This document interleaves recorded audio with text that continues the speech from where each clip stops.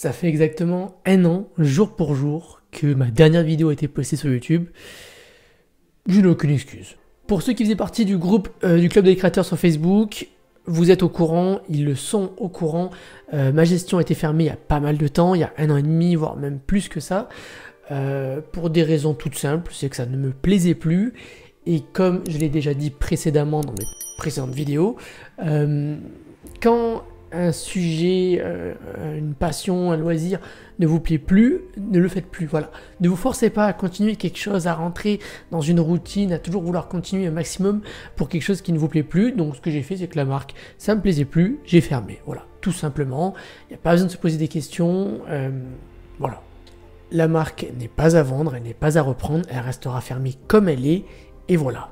Pour m'excuser de cette petite année de césure, je me suis permis de level up un petit peu le setup, d'augmenter la qualité de mes vidéos et de rendre ça encore plus professionnel que ça n'était.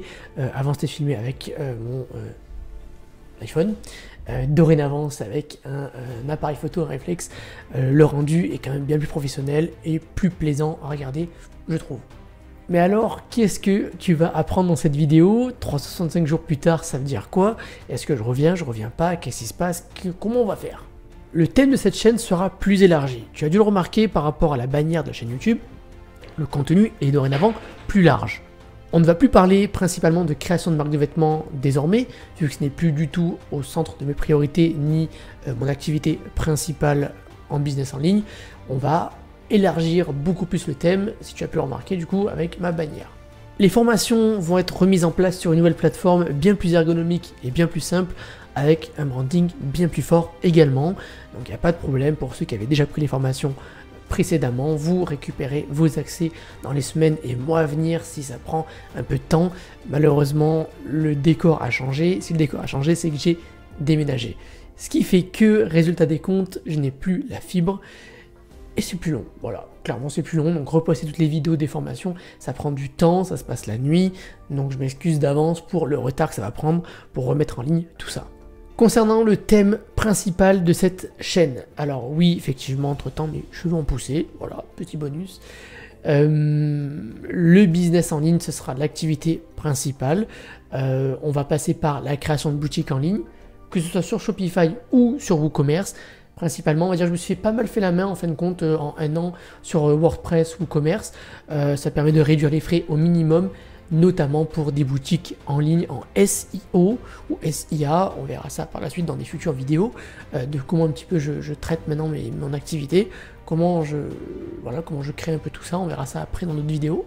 Ce sera axé développement personnel, présentation d'outils digital, mais il y aura bien évidemment de la création de marques de vêtements, encore une fois toujours avec l'écosystème de branding, de tout ce qui se fait autour, le perfectionnement, l'optimisation, les réseaux sociaux, les email marketing, les campagnes, et voilà, il y a pas mal d'autres astuces aussi que j'ai appris durant cette année que je vais te donner comme information. Je vais te donner des trucs que j'ai appris, des tips également, tout sera donné encore une fois en vidéo, c'est cadeau.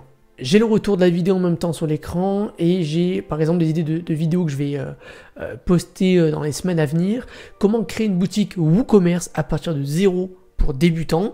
Donc ce sera un tutoriel vidéo avec l'écran qui sera en premier plan, qui expliquera les grandes lignes principales pour installer WordPress, puis le plugin WooCommerce, c'est lui qui permet de transformer WordPress, un simple site de publication d'articles de blog, en une véritable boutique en ligne, afin d'avoir une boutique effective en seulement quelques minutes. Tu verras, on verra ça pas à pas, évidemment, dans une future vidéo. Comment migrer de Shopify à WooCommerce? Oui, c'est possible. Alors oui, si toi actuellement tu me regardes, tu as une boutique Shopify, tu payes 29 $, par mois et que tu fais du SEO ou que tu as l'impression de lâcher de l'argent avec 29 $ par mois, plus 2% de frais, plus 4-5 applications qui te rajoutent encore des frais mensuels, et tu fais que quelques peu de ventes, et tu dis, dans la balance, ça commence à faire mal, et bien oui, tu peux transférer dès maintenant, en fait, de passer de Shopify à WordPress sans rien perdre. C'est-à-dire que les données clients, les données de tes commandes, de tes produits, des articles de blog, de tes pages, tout peut être transféré, je te montrerai ça dans une vidéo. Quel hébergeur choisir pour WordPress?